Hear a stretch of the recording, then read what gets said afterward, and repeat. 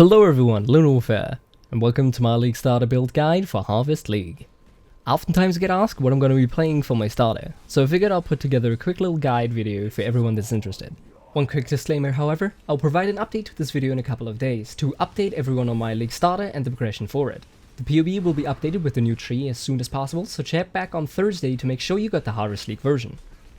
I've been doing pretty much the same build for the past 3-4 leagues, as it's an incredibly solid and scalable all-round character that can tackle any content in the game with ease, but providing extremely satisfying progression through itemization and level ups. With the changes to melee abilities, and mostly slams, but especially Perforate, the build has just gotten stronger over time. My build of choice for this coming league will be a Perforate Impale champion. This build is softcore viable, with potential alterations for hardcore and SSF leagues. I'll only cover the softcore ones in this video, which should mostly work for SSF in 99% of cases as well, but if you're a hardcore player, I would imagine you can probably do the alterations yourself, such as dropping a few offensive nodes for more life or defenses, and sacrificing some of the DPS options for more sustain. This guide will be broken down into multiple segments for ease of reference. You can find the timestamps for each section down below in the pinned comment as always, so please take advantage of that in case of any questions or uncertainties. If anything is left open that needs further information or discussion, feel free to hit me up in the comments or over on my stream. It should be fairly easy to get a hold of me as I stream Path of Exile daily, especially during the first few weeks of the league. The first segment will cover the overall playstyle and outlooks for the build, to give you an idea if this is something you want to pursue at all. In the background, you'll be able to see footage of my Delirium League character, using pretty much the exact setup I'll be recommending in the following parts as well. You'll see a complete Simulacrum run, as well as a 100% Delirium tier 16 map. Unfortunately, I was not able to find any footage of the boss fights, but I can guarantee that this character can also do every boss in the game with moderate ease, including odds up to 800 depth. At least, that's as far as I've gotten. It might be able to handle deeper delve odds, but that was my deepest personal delve that I managed to get to. This build heavily focuses on a proactive playstyle through Leap Slam and Smoke Mine to actively dodge the most dangerous attacks, though the mine can be replaced, or entirely forgone. It's a personal preference of mine, really. As well as a hefty layer of passive mitigation through Divine Flesh, heaps of armor, a decent amount of baseline HP, the natural defenses of the champion ascendancy, and about half a dozen other small reductions granted by the gear or passive tree itself. Additionally, one of the big driving factors for this build's longevity and viability is of course Val Molten Shell. As a staple for any armor-based build, you don't really get around using it on this one either. Furthermore, I also decided to use Molten Shell as a level 21 version during the endgame, rather than sticking it in a cast when damage taken setup like most other guides recommend. More often than not, such a setup triggers your Molten Shell randomly, and leaves you out to dry when you actually need it. Instead, this build likes to promote a very active playstyle, where you need to make conscious decisions as to when and how you want to use your abilities. This gives you larger flexibility, a bigger power budget to work with, as well as more options when it comes to each encounter, while the downside of being a little bit harder to play than your cookie cutter Cyclone or Summoner build. Its main offensive drives comes from the incredibly well scaling Impale mechanic coupled with the champion ascendancy. In-game options to further magnify the damage output include the Savior, Double Corrupted Paradoxicas, Mirror with the PDPS foils, or other such insanities, but they are by no means a necessity. I'll include both budget recommendations as well as the entire endgame loadout in this guide. The build has used Bladestorm as its main single target damage source, but for Harvest League, GGG has decided to rebalance Perforate and actually fix its Blood Stance mechanics, which should in theory make it possible to entirely rely on Perforate itself, without having to switch around to Bladestorm for boss fights like I have done in the previous leagues. Perforate has always had the highest theoretical single target damage of any melee ability, even before Harvest League. However, due to the way that the spikes in the Blood Stance used to spread out, it was impossible to actually achieve this DPS in the real game scenario on 99% of monsters, including most bosses.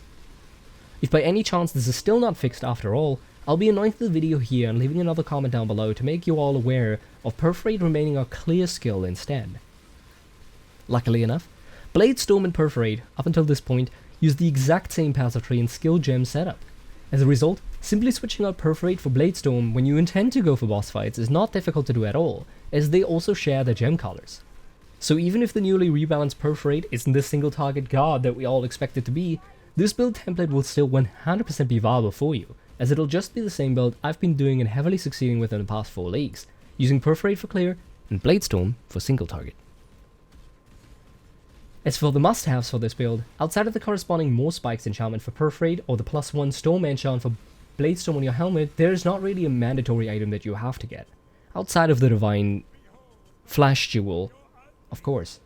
This makes the build incredibly versatile in terms of setting it up and adjusting it to your own playstyle and liking. If you want more AoE, you can get a Carcass Jack. If you want more survivability with Divine Flesh, get yourself an Incandescent Heart. The new Impale Explosion Gloves, the old one's Tentacles, could also be a viable choice for some extra damage and clear speed. Lastly, if you decide that Perforate or Bladestorm is not quite your jam, the overall skeleton for the build can be considered a template for any Impale-based AoE melee attack, including most of the new slam abilities added in Harvest League. Simply replace your gems with whatever skill you want to use, and you should be good to go, with maybe a slight alteration in the passive tree here or there. Onto the specifics for the overview. You want to get around 5.5 thousand HP, 8 to 10,000 armor unbuffed, as well as 2 weapons with at least 350 to 450 physical DPS before you get into the higher tier red tier maps. To increase damage, focus on critical strike multiplier, flat added physical damage, and attack speed in that exact order of importance. To increase your survivability, flat life is the absolute best way to go. Get as much on as many pieces of your equip as you can. Outside of HP, any additional armor basically becomes a temporary HP buffer, thanks to Molten Shell, so don't underestimate the importance of potential good armor rolls.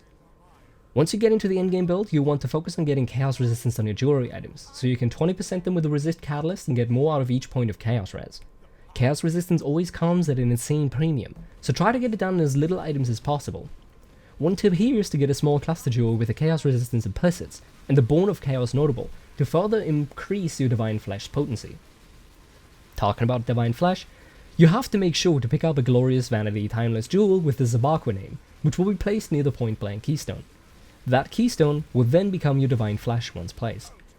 If you can, try to get one that also grants a few resistances as corrupted minor nodes. That way you can save yourself a bit of a headache trying to juggle all the resistances you're going to have to acquire. Your Ascendancy will be the champion. Get the notables in the following order for the easiest and smoothest experience in the league. Master of Metal, Unstoppable Hero, Conqueror, and then Worthy Foe. If you're intending to use this template for Cyclone, replace Unstoppable Hero with First to Strike, Last of All instead, as you will not require the stun immunity. For weapons, jeweled foils are the absolute best until you can get yourself an endgame upgrade, such as a Savior or a well-rolled Paradoxica. However, always give other one-handed sword bases a chance, such as the Corsair swords if they're vastly superior or cheaper to acquire. Primarily focus here on the physical DPS. Other stats aren't as important, but a decent innate attack speed and critical strike chance can heavily impact the DPS numbers you'll be able to achieve. A decent one that you can find for about an Exile around the end of the first or second week is usually around 350 physical DPS, so aim around that level of P DPS for your first big buy. The perfect endgame setup would include a Paradoxica in the main hand with a well-rolled Savior for the offhand. The Savior will provide the biggest DPS and clear boost you can ever acquire, and as such should be an endgame goal, similar to a Headhunter for this build. Additional endgame upgrades include the Bottle Faith, which will replace your Jade Flask if you end up not requiring the additional defensive capabilities this one provides, as well as a Caster Jewel that features Send Notable. This one will be your absolutely perfect large cluster jewel, as we only pick up one of them for this build and it will provide a large increase in clear speed due to the rage generation it will provide. I will feature more granular upgrades and advice in the in-depth section later on in this video, of course. For the gem setup, you want to look towards getting a 6-link with the following setup. Perforate, melee physical damage, Impale. These 3 are considered mandatory, but after that you can pretty much tailor it towards your own playstyle with the following gems.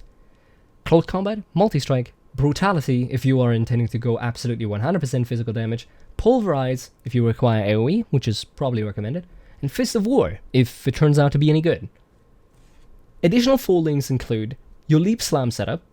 Obviously, it requires Leap Slam for your mobility. Faster attacks of Blood Magic, depending on whether you run into mana issues or not. Fortify, which is a must-have, and you need to keep this up 24/7, so always jump on bosses every few seconds, because otherwise you lose your stun immunity. Endurance Charge on melee stun support. This one will provide you with max endurance charges throughout your mapping. Your cast when damage taken setup. Val Molten Shell as a 21-23 if possible, if not, a simple 21-20 will suffice. Cast when damage taken at level 3, Enfeeble at the highest level your int can handle, but a maximum of 7, because otherwise you overlevel your cast when damage taken and it will no longer trigger. And an increased duration support at the highest level you can get. Outside of these mandatory setups, you'll want the following gems as well. Ancestral Protector or War Chief, depending on how much you value attack speed and how much you value damage, respectively. Blood Rage, Flesh and Stone supported by Maim, Blood and Sand, Dread Banner, Herald of Ash or Herald of Purity. I personally prefer Ash as it heavily improves your clear speed even without any fire investment due to the overkill Ignite, but if you decide to opt into Brutality for your 6ling, do not choose to go with Herald of Ash for obvious reasons. Precision. Keep it at a low level, around like 1 to 3. Go as high as you can stomach with your mana pool though, as the increased critical strike chance is the best and pretty much only used for your leftover mana. This should leave you with about 2 free gem slots for other things that you might want to pick up. For Harvest League, we're likely going to add a Warcry, with a potential second wind support. For the Warcries, you want to go with either Intimidating Cry, Seismic Cry, or Enduring Cry. The first one is for raw damage, the second for damage and area, if it turns out to be any good, and the last one for extra survivability. Choose accordingly, and don't be afraid to switch them out if you run into issues with one or the other in specific encounters. So if you feel like you need more survivability, take the Enduring Cry. If you feel like you don't need the survivability anymore because you upgraded your gear, switch on over to Intimidating Cry, etc, etc. If you are interested in this build after this overview, let's get into the in-depth part of the guide, which will help you through the progression step by step and offer a couple additional pieces of advice and things to consider. Firstly, the leveling. When it comes to leveling this build, all the usual tips and tricks apply that would apply to any other melee build as well. Make sure to continuously upgrade your weapons, as they'll be the biggest factor when it comes to your overall DPS. Remember to use Rusty/vendor recipes to get yourself some easy percentage fizz increased weapons, to make sure you can upgrade your weapons every few level at the least. With harvesting also appearing to be a major early game factor, according to some of the interviews during the pre-release, we can expect to be able to craft ourselves some pretty decent physical DPS weapons quite early on, if I had to guess. As for skills, you can simply start with Perforate and switch over to Bladestorm level 28, or stick to Perforate the entire way through. Perforate is actually a very nice leveling skill, as it comes with a built-in bossing mode thanks to the blood and sand mechanics it features. Additionally, GTG is adding some much needed flat fizz to the gem as it levels in Harvest League, which will further amplify its leveling prowess. Outside of that, you always have the option to change to Cyclone at level 28, if that is something you want to do. Remember to pick up Smoke Mine after you beat Brutus in Act 1 from Nessa. It is by far the best leveling movement ability, as it requires zero investment to be near instant, as well as granting you a long-lasting movement speed buff that stacks with things such as the Quicksilver Flasks. Making frequent use of this mine will vastly improve your story progression speed. Focus on getting your Impale chance to 80% plus as early as possible, so that once you reach around level 30 and you get your first Ascendancy point, you can pick up the Master of Metal node to get up to 100% Impale chance you sorely need.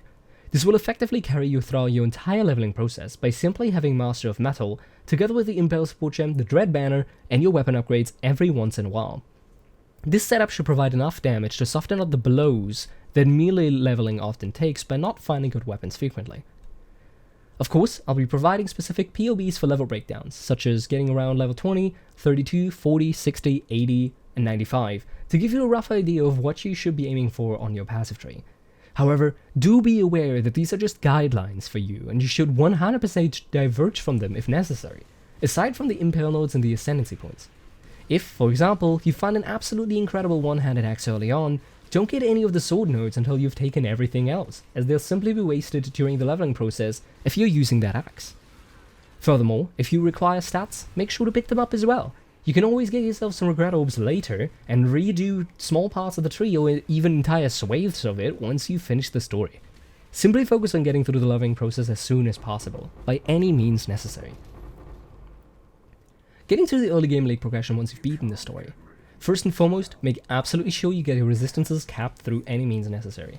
You will likely have around 2 to 6 C by the time you finish, so use those to get yourself some resistances. Ignore pretty much every other step, as early league prices for resists are extremely high. If you cannot fully cap out each of the resists, try to at least finish 2 of them, so you can temporarily use one of the resist flasks to band-aid fix the third one as you go into your early mapping. The general goal here is to get into maps as soon as possible with as little delay due to buying items or trying to farm up stuff during the story progression, as early mapping is one of the most valuable things in the entire game. Once you've reached maps, make sure to buy yourself all the necessary gems from the other players or Lily Roth and Oriath that are listed in this guide. Oftentimes I see players simply continue on with their leveling gems, which features absolutely no defensives, mobility or proper emergency setups. So please, make sure that you get at least most of these gems listed in the guide into your build the second you reach maps. Of course you likely won't fit all of them, due to the link and soccer restrictions, but try to fit at least all of the auras, mana reservations, and molten shell. These will be your primary offensive, defensive, and utility gems, and as such you won't be able to function properly without them. Especially early in the league, surviving is oftentimes more of a challenge than killing things. As a result, my first two recommendations for items to look out for and acquire as soon as possible are of a more defensive nature. Focus on getting yourself a Lion's Roar rather early, potentially even during your leveling process, as it will vastly improve your survivability due to its 3000 armor it grants, as well as the knockback it provides, coupling as a sort of mini-stun to enemies, which will make it more likely for you to handle dangerous enemies without the proper defenses. You can usually find these hovering around 5 to 20 C for the first week, depending on the overall percentage of players opting into the melee playstyle. Due to the slam changes for Harvest League, we can expect a price towards the more higher estimate here, as we'll likely see quite a few slam-based starter builds for this league. Once you've acquired a Lion's Roar and your resistances are fixed, consider getting yourself a Jade Flask of Iron Skinned. The prefix here doesn't really matter, but the best ones are something like Chemists, Alchemists, Impale, or Experimenters. You might be able to pick one of these up for cheap early on, as many players often just throw all their found flasks into a dump tab. This flask will further amplify your defenses to a point where you should be able to nearly ignore most of the mechanics of early game maps when it comes to physical damage and hits. If you've acquired both of these flasks without issues, you're free to upgrade your character towards your own personal needs. My recommendations for things to focus on are as follows. Get yourself a 5 link. Links are extremely important for melee abilities, so make sure to get this one early.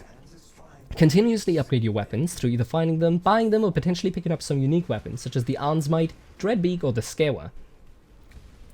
Try to keep your amulet clear of heavy resistances, so that you're able to switch it out often for DPS increases, stats, or utility. Try to get most of your resistances on your boots, rings, and belt. Get yourself a corrupted 6 link later on. Don't try to go for a Taveler. The 6 links usually go for around an Exile early in the league, teetering down to about 25 chaos after the first 1 to 2 weeks. Always keep an eye on the cluster jewel market. If you see a cheap jewel featuring the Bloodsend notable that doesn't have more than 10 passives on it, grab it. It is one of the highest DPS increases you'll be able to acquire, and there's a high likelihood that you might be able to get one for cheap early on, due to players not really getting into crafting for profit that early. During this time, you should be progressing through your Atlas and getting at least 6 to 8 Watchstones, which will enable you to easily transition into yellow maps and should provide you with a steady influx of currency from picking up jewelries with resists, as those sell incredibly well for the first few weeks. Continuing onwards with your progression. Starting with yellow maps, you want to slowly work your passive tree towards its final state. Refund all of the points that you've placed during your leveling, for stats, resistances, or whatever else you need to properly level through the story, and fix those stats and issues through the gear upgrades instead. Try to get this done by the time you reach around level 75 to 80, so that you can effectively have no wasted points in your passive tree any longer. Once at this stage, you want to make sure your gem setup is exactly as listed in the guide, barring the smoke mine of course, which is more of a personal preference for movement choices. You can easily replace that one with a dash plus second wind setup or any other such option, or something else entirely really. I'm also likely going to add either Intimidating Cry or Seismic Cry to the build, but those will require some testing first to determine which one of these two war cries is the better option. If you are going Perforate, I would likely recommend the Seismic Cry for starters, as it's the cry that was specifically created for slams like it. If you're going for a non-slam option, simply stick with Intimidating Cry for damage and Enduring Cry for survivability. Consider sticking a second wind support gem onto these cries, so you can war cry to your heart's content.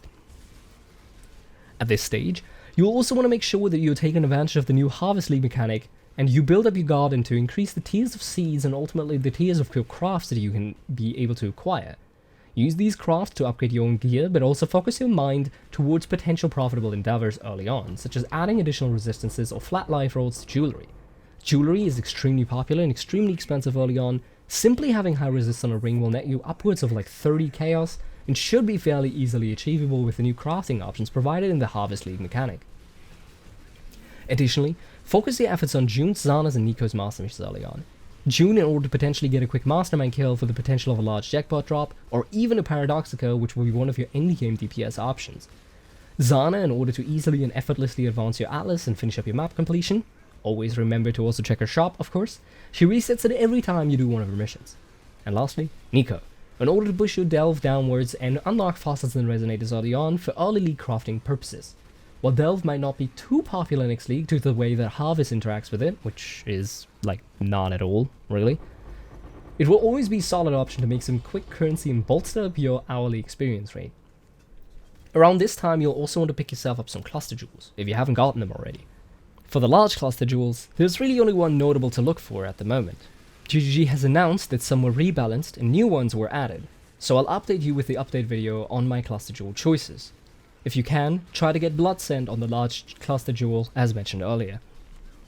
You definitely want to make sure that your large cluster jewel has 2 socket slots available. From this point, you can choose to invest more heavily into cluster jewels and go with 2 medium jewels followed by 2 small jewels, or you can simply finish off the character with 2 small jewels immediately, which is what I've decided to do last league. For this league, Warcry jewels are very likely going to be extremely potent and valuable, so consider getting yourself some of those for the medium cluster choices. Good notables here would be Mob Mentality, especially if you couldn't pick up Blood Scent for the Rage generation, Warning Cry if you're using multiple Warcries or you're using the second Wind support gem on one, Cry Wolf for the increased amount of nearby enemies if you aim to get the absolute maximum out of each individual use. For the small cluster duels, you want to get yourself the Born of Chaos and Feast of Flesh notables.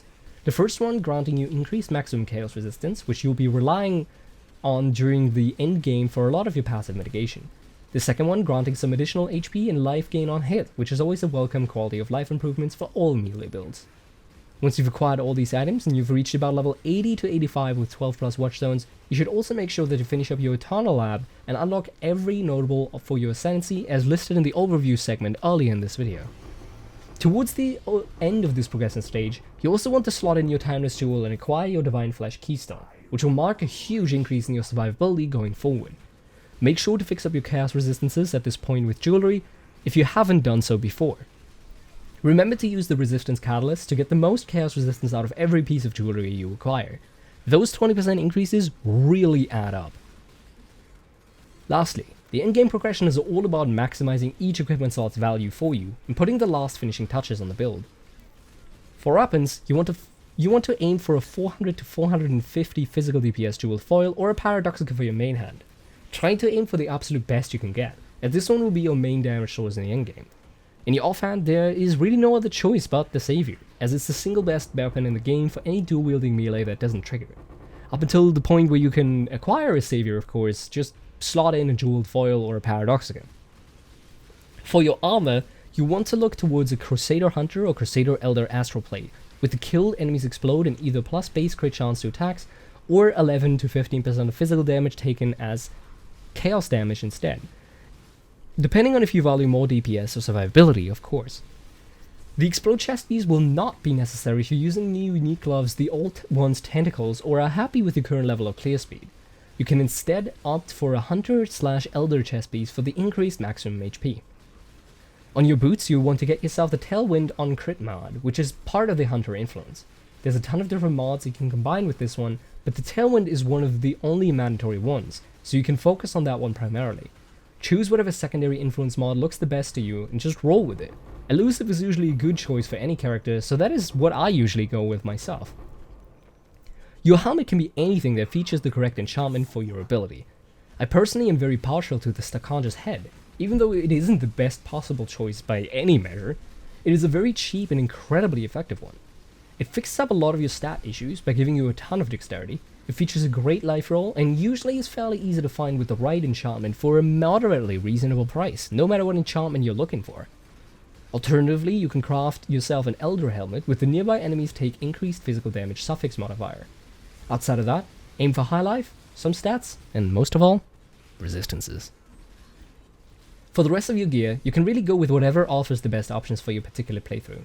Spike gloves are great options for your hand slot, stitch and vices are usually the go-to for the belt, and steel rings are great if you can manage to get them.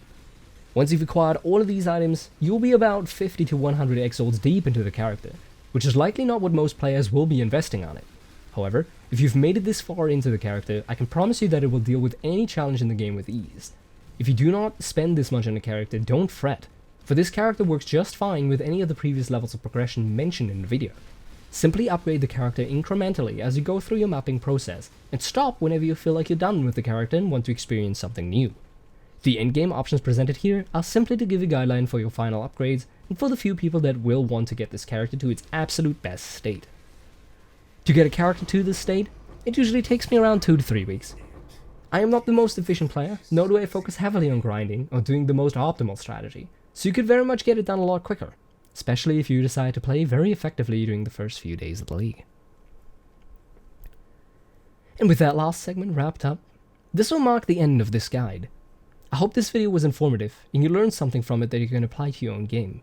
Please let me know if I missed anything or you would have wanted me to talk about anything in specific that I might not have covered. If you want to support the creation of these videos, feel free to check out my Patreon and maybe consider signing up for it. You can find a link to it in the description down below. Any and all support is highly appreciated. And of course, don't forget to subscribe, hit the bell thingamajig, like or dislike the video, and check me out over on twitch.tv/LunaWolf. I stream pretty much every single day, and especially during the league launch period, I'll be streaming an absolute ton of Path of Exile, so feel free to stop by and ask me questions. You can find a link to the stream in the description down below as well. And with that, thanks for watching, and keep farming those exiles.